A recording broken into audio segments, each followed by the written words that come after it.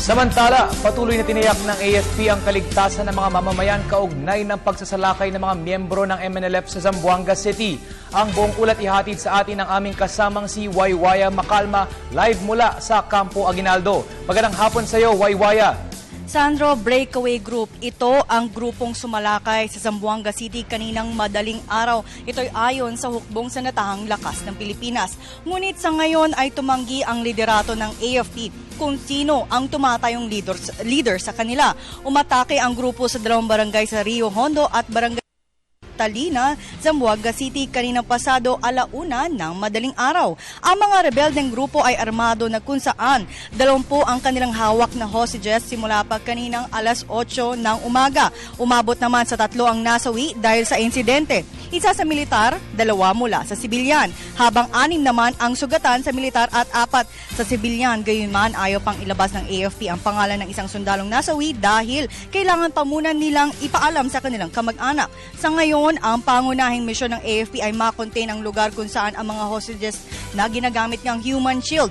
Mula 4:00 ng madaling araw, nagsimula ang sporadic firefight sa pagitan ng gobyerno at ng mga rebeldeng grupo at kaninang an hour ago ang huling report ng firefight sa Zamboanga City. Sa ngayon ay minomonitor naman ng AFP ang 5 kalapit na barangay sa Zamboanga City para sa mga posibleng pag-atake nga ng grupo. Ito ay ang mga barangay Tatalon, Mariki, Santa Barbara, Santa Catalina at Rio Hondo.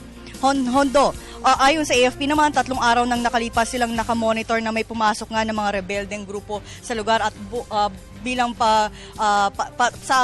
dahil sa ulat na yan, bibigyan tayo ng update ni AFP and Brigadier General Domingo Tutaan para sa karagdagang detalye. Sir, kamusta na po ngayon ang lugar sa Zamboanga? Well, as of now, ang ating efforts right now are in coordination with the local governments, units, Crisis Management Council.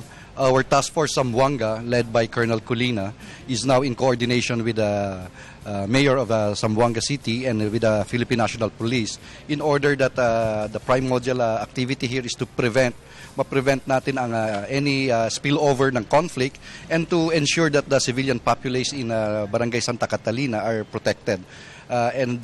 So that this will also not escalate to further violence. Sir, 200 to 300 po ang sumalakay kanina sa Zamboanga City, in particular nga doon sa 2 barangay na nabanggit ko kanina. Ngayon, sir, ilan po yung ilang armadong grupo ang may hawak doon sa mga hostages at kamusta na ang kalagayan ng mga hostages natin? There's a varying report on the matter as far as the number of armed groups is concerned. We have estimated it initially at about 200 to 250 or 300 ang ating armadong grupo doon. But we are containing the situation by the use of our Task Force Zamboanga, all its assets to include its infantry battalion and its armor unit, so that, as I've said, is to protect the area and prevent the escalation of this violence that is happening right now. Sir, ang MNLF po umatake last 2001. Are they trying to do it now, ngayong 2013, sir? Pati kamusta na ang forces ng MNLF, sir, sa Mindanao? We are going to make sure that this is the events that happened in 2001 are not repeated. We learned from that, and that's why our actions right now are very proactive in order that this will not escalate the more as far as the incident is concerned. Sir, ang whole Zamboanga is red alert, sir. And ilan na po ngayon ang militar natin doon na nagko-contain ng security ng mga civilian doon sa lugar? I cannot give exact numbers, but our Western Mindanao Command under Lieutenant General Ray Ardo has ordered the deployment and redeployment of forces within Zamboanga City. And these are all placed under the operational control of Task Force Zamboanga. So our respective units from the Army, from the Air Force and the Navy are being directed to help in the situation that is happening right now in Zamboanga. General, ngayon, pag tumagal po ba ng ilang araw yon, meron pa na bang direktiba ang Chief of Staff natin na salakayin ng grupo, or regardless kahit may hostages? Ano pong direktiba?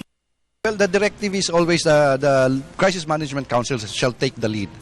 We are appropriately advising the Chief Executive in Zamboanga City as far as what are the options to be undertaken, most especially if there is an armed activity that should be undertaken on the matter. And this is going to be undertaken in consultation with all agencies of government in the area, yung local government natin. And we hope to resolve the situation as the soonest possible time. For now, sir, meron po ba tayong na monitor na may sa ibang barangay na sila nagpupunta, yung ibang walang hawak na hostage? Our monitoring efforts right now are very extensive with primordial efforts to determine if there are spillovers or other areas that will be affected. And that is the reason why our redeployment and deployment of forces are undertaking this in order we will be able to ensure that further escalation will not happen.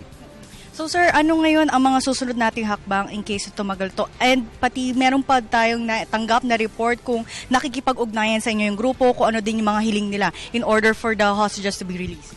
This is the crisis management talking to them.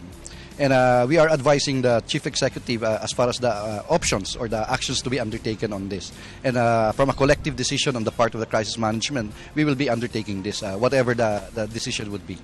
Sir, we're just talking about the Zamboanga, sir. Are there reports also that you received, intelligence report, sa other parts of Mindanao na malapit, sa Davao, or na possible din na umatake ang grupo?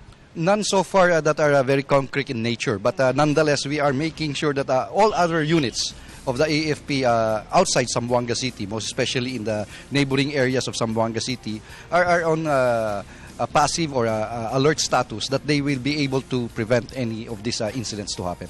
Any message sa public, sir, especially may mga kamag-anak sa Zamboanga City, sir? Of course, the armed forces, your armed forces of the Philippines will continue to work hand in hand with the government on this to make sure that this incident or crisis situation will be put to an end or be resolved immediately.